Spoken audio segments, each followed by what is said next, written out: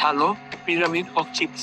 আমরা আপনার জন্য দৃঢ় দাঁড়ানো হবে, পেন্সিল জন্য, এবং আমাদের সব জন্য, যাতে ভবিষ্যতে আমরা কোন মন্দ আত্মার দ্বারা বিরক্ত করা হবে না।